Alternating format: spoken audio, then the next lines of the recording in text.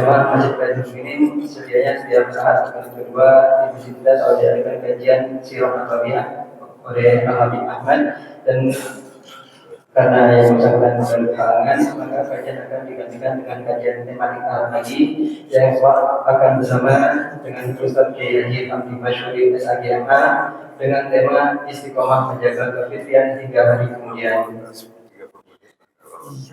Berhubungan dengan masih bulan Syawal, supaya tidak terlambat, perkenalan kami dari Dewan Keamanan Masjid Baitul Mukminin mengucapkan selamat Idul Fitri 1 Syawal 1446 Hijriah.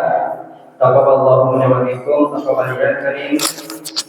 Kullu amin wa antum bikhairin wa dan sebagaimana biasa, sebelum kajian dimulai, mari sama-sama kita bacakan surah Al-Fatihah yang menantang. Amin, amin, amin, amin ya Allah. Kepada guru kita, kepada jemaah Masjid Baitul Mukminin yang masih ada maupun yang sudah mendahului kita, mudah-mudahan Allah juga rahmat dan barakah. Amin. Ala hadiyah wa ala kulli salihah. Al-Fatihah.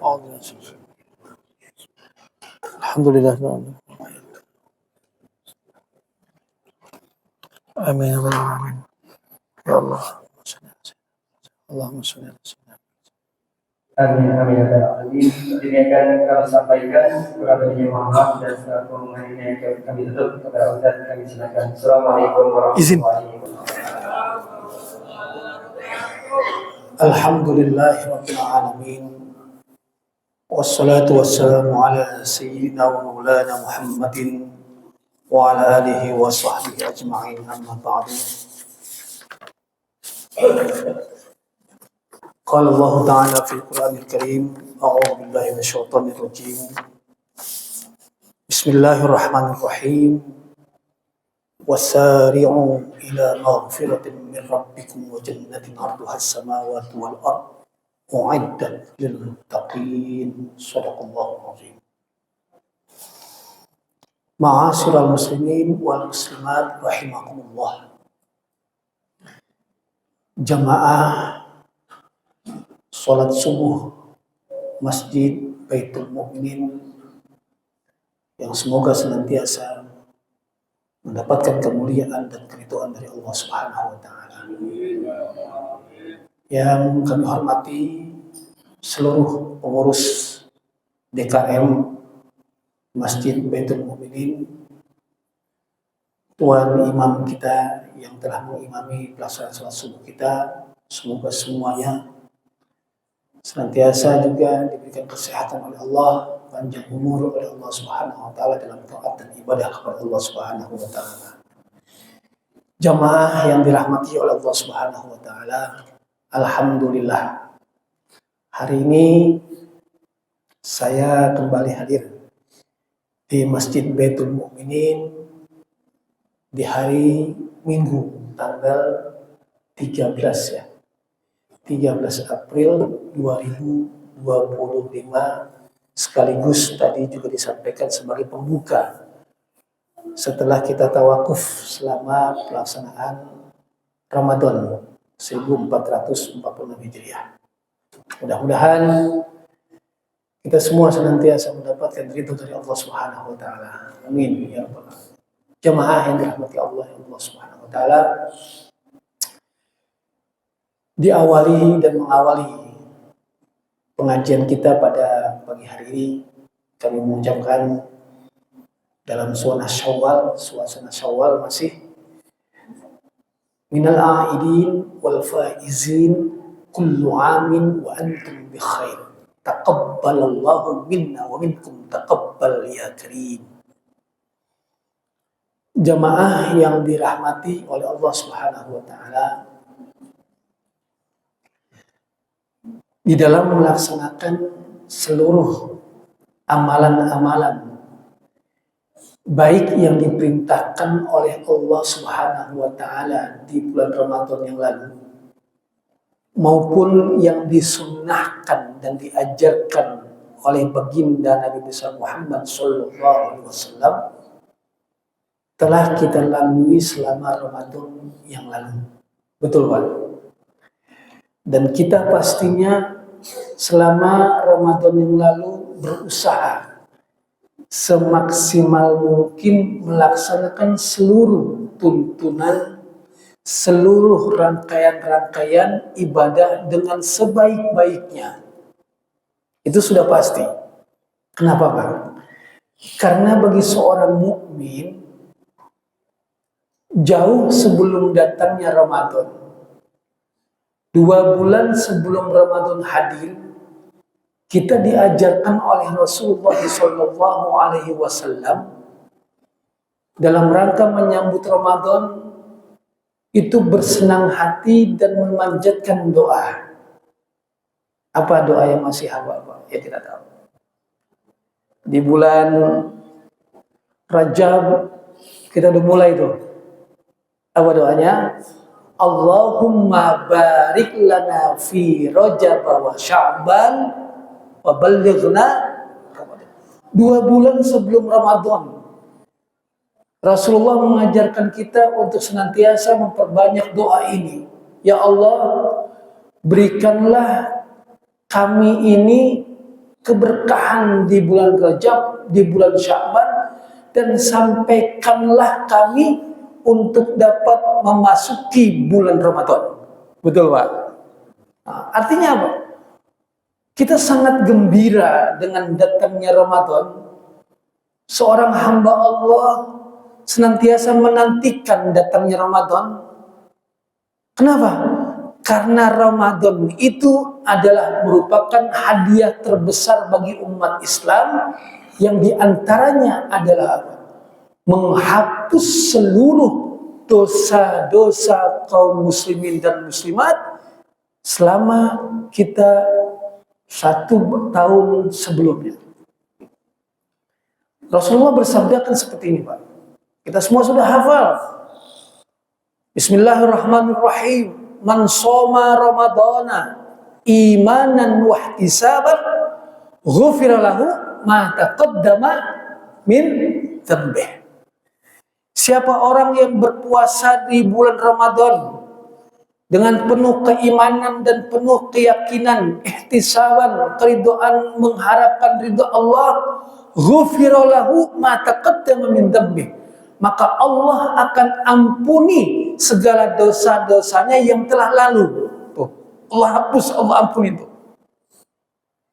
Ya kan? Kemudian juga disampaikan oleh Nabi, wa man qama ramadhana imanan wa ihtisaban ghufira lahu ma taqaddama min dzambih.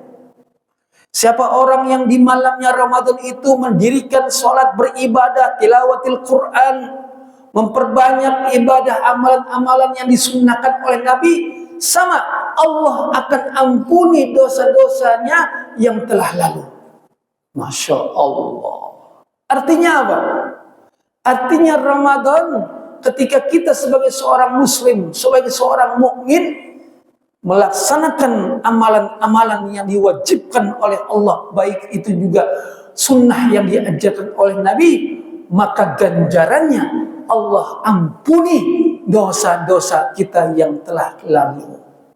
Tuh. Pak, makanya setelah Ramadan selesai, apa ganjaran Allah? Diberikanlah Idul Fitri, kembali kepada kesucian, kembali kepada kefitrian.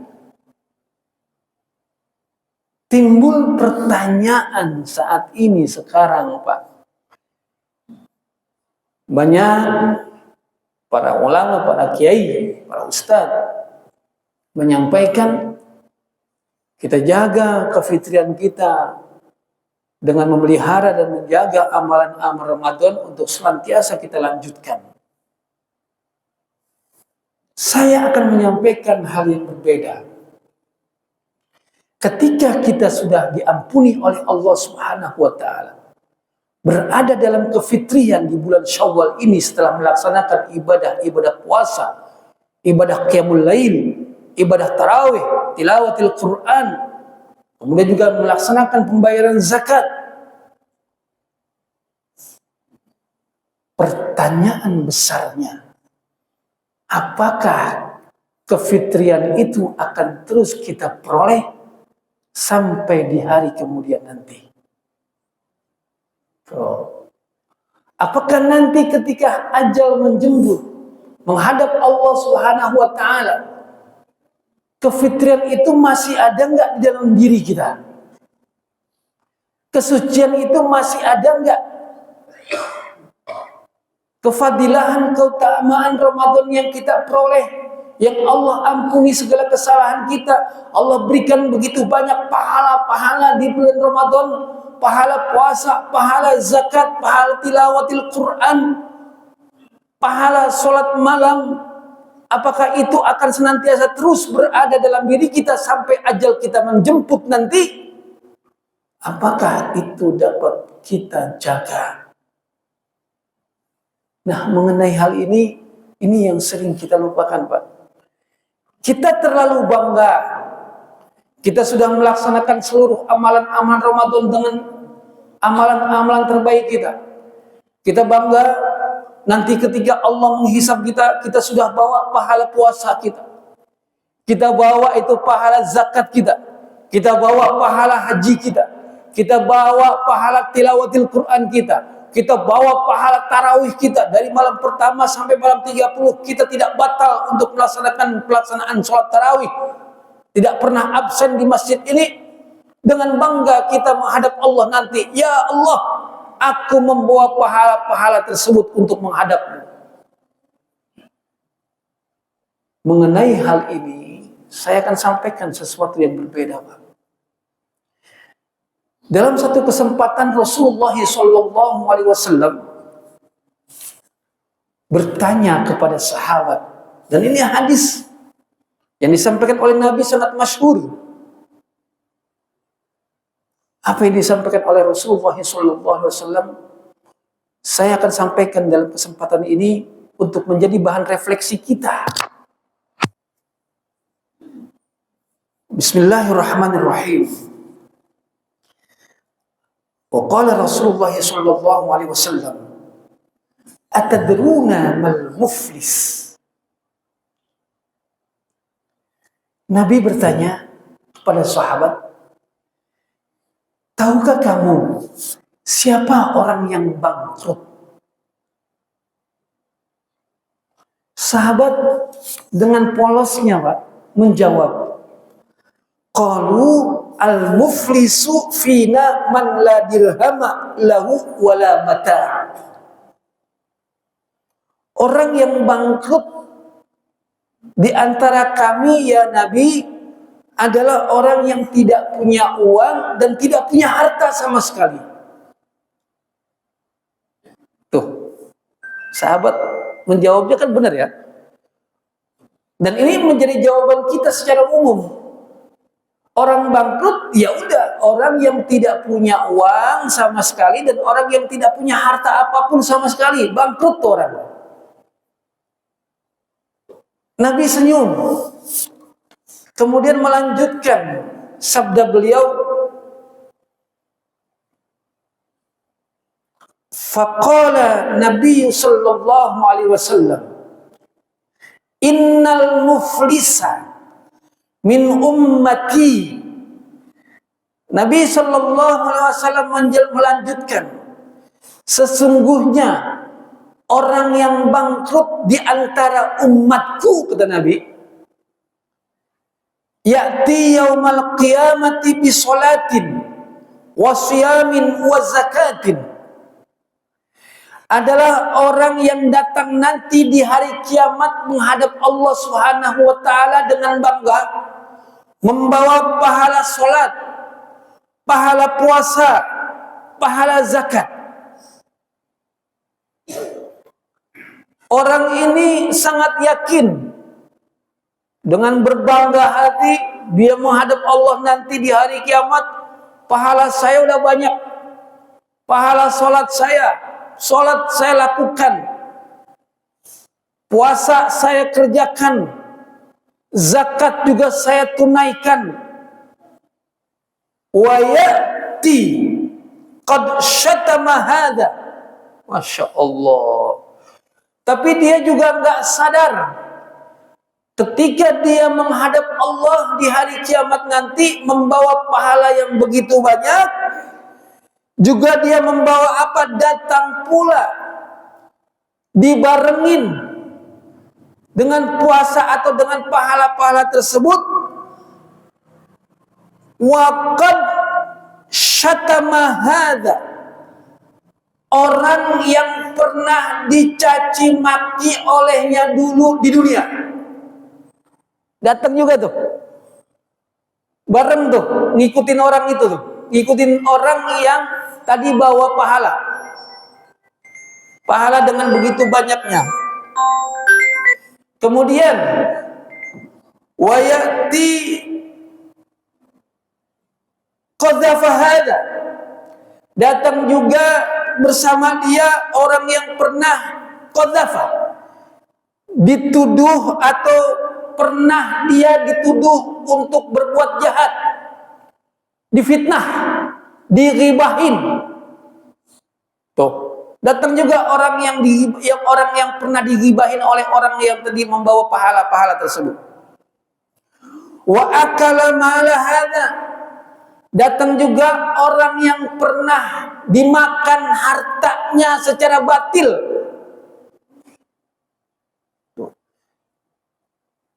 Wasafaka dama hada, dan juga orang yang pernah disakiti, dikeluarkan darahnya, atau pernah juga menyakiti orang tersebut, datang tuh kepada orang itu. Wa daraba hada, dan orang yang pernah dipukul secara sengaja maupun tidak sengaja, atau bahkan juga disakiti juga, datang tuh orang-orang yang pernah dizolimi ketika dia hidup di dunia. Ini yang kadang kita nggak sadar, Pak. Kita dengan bangga di hari kiamat kita udah bawa banyak pahala. Pahala puasa, pahala zakat, pahala sholat, pahala haji, pahala umroh. Tapi juga kita mungkin tidak sadar, kita membawa perbuatan-perbuatan, pernah menyakiti orang, pernah memfitnah orang, pernah menghibah orang, pernah memakan harta orang secara batil, pernah mengambil hak orang lain, pernah menyakiti orang lain baik dengan perbuatan, dengan ucapan. Kita nggak sadar itu di hari kiamat nanti terkumpul semuanya ketika kita menghadap Allah Subhanahu wa ta'ala. Datang tuh orang yang pernah disakiti oleh kita. Ya Rabb, saksikanlah, betul orang ini orang yang ahli ibadah, betul orang ini di dunia terkenal orang yang soleh, betul orang ini banyak pahalanya. Tapi saksikanlah ya Rabb, hari ini aku meminta kehakimanmu, meminta keadilanmu. Engkau yang disebut dengan ahkamul hakimin, sebaik-baiknya untuk meminta keadilan. Saksikan ya Rabb, aku pernah disakiti olehnya ketika dulu hidup di dunia. Aku pernah difitnahnya, aku pernah dibicarakan aibku, aku tidak ridho ya Rabb. Hartaku pernah diambil, aku tidak ridho ya Rabb. Dulu aku tidak pernah bisa membalas karena aku takut. Tapi hari ini di hadapanmu ya Rabb, aku menuntut semua hal itu. Aku meminta keadilanmu ya Allah. Kata Allah apa? Tenang. Makanya apa, Pak? Setelah itu semua berada di hadapan Allah Subhanahu wa ta'ala, orang yang ahli ibadah, orang yang banyak pahalanya, menghadap Allah tapi juga dibarengi dengan perbuatan-perbuatan zalim yang dilakukannya. Dia pernah menyakiti tetangganya, dia pernah menyakiti saudaranya, dia pernah menyakiti temannya. Maka hari itu semua keadilan dibuka oleh Allah Subhanahu wa ta'ala. Bagaimana caranya? Orang yang pernah diambil hartanya, apakah dia harus membayar dengan uang juga? Apakah ketika orang pernah difitnah, apakah juga dia harus balas memfitnah di hari itu, di hari kiamat? Apakah pernah ketika orang lain dipukul, kemudian juga harus balas memukul. Ternyata balasannya bukan seperti itu, Pak. Bukan seperti itu. Di sana tidak ada lagi pembalasan secara fisik, tidak berlaku lagi. Tidak ada lagi untuk pembalasan membayar dengan uang, dengan harta. Tidak berlaku lagi di hadapan Allah di hari kiamat nanti. Bagaimana caranya Allah menegakkan keadilannya? Fayu'ta hadza min hasanatihi. Nah, dilanjutkan oleh Nabi sallallahu alaihi wasallam. Semua orang-orang yang pernah dizolimi oleh ahli ibadah tadi, semua orang-orang yang pernah disakiti, diambil haknya, diambil hartanya, difitnah, diberikan balasan oleh Allah Subhanahu wa taala. Yang pertama dengan cara diambil pahala-pahala yang ada dalam diri orang yang berbuat zalim itu, kemudian pahala itu diberikan kepada orang yang pernah dizolimi oleh dirinya. Nggak enak, Pak. Kita udah capek-capek di dunia menanam amalan yang akan berakibat nanti kita tuai pahala di akhirat. Ternyata ketika kita mendapatkan pahala-pahala tersebut, Allah ambil pahala itu dan Allah berikan kepada orang yang pernah kita zalimi. Masya Allah. Makanya saya sering sampaikan, kalau orang banyak berbuat zalim kepada kita, orang menyakiti kita, gak usah dibalas, Pak. Gak usah. Kalau dibalas kita samanya. Sama-sama kita nggak berilmu, sama-sama kita nggak beriman namanya. Biarkan saja. Dia memfitnah kita, dia menghibah kita, dia menyakiti hati kita. Biarkan saja. Kenapa? Karena kita sebagai seorang mukmin punya keyakinan ada Allah. Kalau kita balas dengan balasan yang sama, kita balas kezaliman dengan kezaliman yang sama,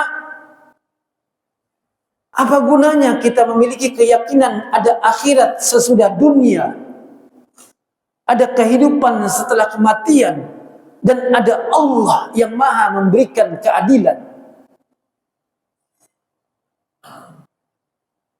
Kalau kita nggak yakin hal tersebut, maka hidup di dunia ini, kerjaan kita hanya membalas kejelekan atau kejahatan orang lain.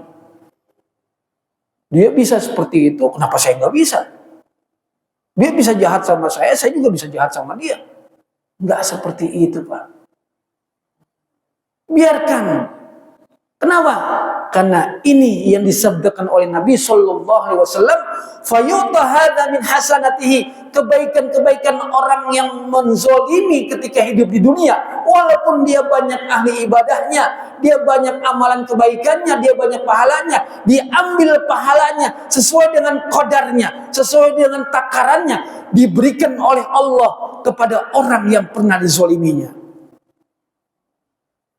Fa in fadiyat hasanatuhu qabla an yuqda ma alaihi ukhidha min khatayahum. Masya Allah. Wah, kalau saking banyaknya dia nggak sadar ternyata banyak orang yang dizolimi oleh dirinya di dunia, orang yang pernah disakiti oleh dirinya selama hidup di dunia dulu, banyak juga orang yang diambil haknya. Habis semua pahala-pahala dunianya diambil oleh Allah, diberikan kepada orang-orang yang berbaris menuntut haknya, menuntut keadilan. Habis semua pahalanya. Selesai, Pak? Belum ternyata. Ternyata masih banyak orang yang belum mendapatkan kebaikan pahala dari orang yang menzolimi ini.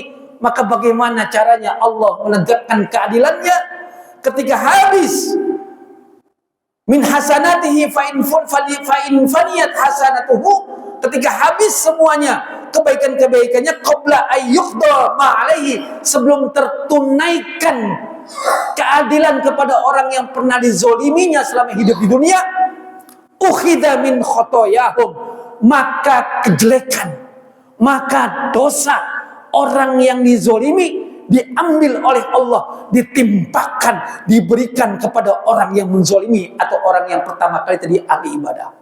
Masya Allah, udah pahalanya habis, ditimpakan oleh Allah juga.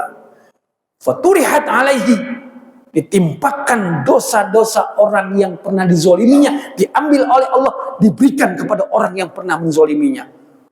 Tsumma turiha finnar, pada akhirnya Allah lemparkan orang yang di dunia ini sebagai orang yang ahli ibadah ke dalam nerakanya Allah Subhanahu wa taala. Dengan apa, Pak? Dengan karena apa? Karena amalan kebaikannya, pahalanya, pahala zakat, pahala puasa, pahala sholat habis diambil oleh Allah, diberikan kepada orang yang pernah dizolimi. Kemudian dosa orang yang dizoliminya diambil oleh Allah, ditimpakan kepada orang yang tadinya banyak pahala, maka habis semuanya, tinggal dosa-dosanya, maka Allah langsung lemparkan orang tersebut ke dalam nerakanya Allah Subhanahu wa taala. Inilah orang yang bangkrut, yang sebangkrut-bangkrutnya kehidupan manusia nanti di akhirat. Serem, Pak. Ya Allah, Allahumma fashhad ya Allah. Ya Allah, saksikan aku telah menyampaikan hadis Nabi Sallallahu Alaihi Wasallam ini. Artinya apa, Pak? Hadis ini saya sampaikan yang pertama kali paling utama untuk bahan refleksi bagi diri saya. Untuk kita juga semua, jangan terlalu bangga kita dengan ibadah kita, Pak. Jangan terlalu bangga dengan pahala-pahala hubungan kita kepada Allah. Tapi juga perhatikan hubungan kita dengan sesama manusia. Apakah kita banyak menyakiti sesama manusia kita, teman kita, saudara kita, sahabat kita, adik kita, orang tua kita? Dan saya mau bertanya kepada seluruh jamaah pada kesempatan di pagi hari ini. Mohon izin, nanti mungkin saya agak langsung ya, tidak ikut dulu makan pagi, karena saya harus menuju ke asrama haji jam 6.30 sudah sampai di sana. Insya Allah tahun ini saya berkesempatan ditugaskan oleh Kementerian Agama untuk menjadi petugas haji, ketua kloter. Jadi saya harus berangkat untuk manasik massal calon jemaah haji sekota Jakarta Timur hari ini. Saya ingin mengingatkan sesama saudara saya, para jamaah DKM Masjid Baitul Mukminin. Yang pertama, saya mau bertanya. Dulu kita pernah mendengar atau membaca kisah Nabi Sallallahu Alaihi Wasallam akan mensolatkan jenazah. Dan itu diajarkan oleh Nabi sampai sekarang pun kita terapkan. Ketika seseorang akan disolatkan jenazahnya, yang diajarkan oleh Nabi dulu, yang pertama kali ditanya oleh Nabi apa? Nah, apakah pertama kali ditanya oleh Nabi sholatnya? Ini orang sholatnya gimana? Enggak. Yang ditanya oleh Nabi, ini orang puasanya gimana? Banyak nggak puasanya? Banyak nggak pahala zakatnya? Banyak nggak? Ditanya nggak? Enggak. Yang ditanya oleh Nabi apa? Ini hubungan anak Adamnya udah selesai belum? Hutangnya udah selesai belum? Pernah berbuat salah tidak? Kalau misalnya pernah punya hutang, pernah berbuat salah, harus ada salah satu di antara keluarganya untuk dapat menanggung semuanya sebelum disolatkan jenazahnya. Betul gak? Namanya apa? Hiwalah. Pengalihan kewajiban jenazah yang belum selesai dengan sesama anak Adam sebelum disolatkan jenazahnya. Ketika itu belum selesai, Nabi mau nggak sholatin? Enggak. Selesaikan dulu, sampaikan dulu siapa yang bertanggung jawab tentang hutang-hutang anak Adamnya. Setelah itu apa? Dimintakan maaf kepada seluruh yang hadir. Maafkan ini jenazah atas kesalahannya. Betul tidak? Kenapa Pak? Nabi mengajarkan itu. Maksiat kepada Allah, dosa kepada Allah, urusan manusia kepada Allah. Dia bertaubat kepada Allah. Nanti Allah yang akan atur. Tapi hubungan dengan manusia, selama dia belum mendapatkan kehalalan atas apa yang dilakukan selama hidup di dunia, dia pernah menyakitinya, dia pernah mengambil hak orang lain, dia pernah berhutang, sebelum diselesaikan itu, maka Rasulullah belum mau mensolatkan jenazah. Belum selesai. Harus ada salah satu anggota keluarga untuk dapat dihiwalakan tentang hubungan anak Adam selama hidup di dunia yang belum selesai. Masya Allah. Kita kadang nggak sadar kan? Nggak sadar gitu. Maka dari itu, kepada seluruh jamaah sekalian yang dirahmati oleh Allah, bapak-bapak yang saya hormati, ibu-ibu semua, para orang tua saya semuanya, ayo. Selain hubungan kita kepada Allah, kita perbaiki, kita tingkatkan keimanan ketakwaan kita kepada Allah, juga jaga hubungan baik kita kepada sesama manusia. Jaga dengan sesama teman kita, saudara kita, keluarga kita semuanya. Jangan pernah berbuat zolim kepada siapapun. Karena kezoliman yang kita lakukan akan dipertanggungjawabkan nanti di akhirat oleh Allah Subhanahu wa Ta'ala. Dan Allah kita kenal dengan sebutan Ahkamul Hakimin. Seadil-adilnya hakim. Demikian yang saya sampaikan pada kesempatan di pagi hari ini sebagai kalimat pembuka untuk majelis-majelis selanjutnya. Mari kita baca Fatihah. Kita mohon kepada Allah Subhanahu wa Ta'ala. Mudah-mudahan yang pertama kali kita niatkan untuk diri kita. Allah jauhkan diri kita dari hal-hal yang tidak baik, dari hal-hal yang dapat menjalankan atau menuju kita kepada perbuatan yang maksiat. Allah berikan kekuatan dalam diri kita untuk senantiasa beribadah kepada Allah Subhanahu wa Ta'ala. Al-Hadihni Al-Fatihah. Iya, karena betul. Suatu ladina Amin. Terima kasih. Saya akhiri. Wallahul muwafiq ila aqwamit thariq. Wassalamualaikum warahmatullahi wabarakatuh.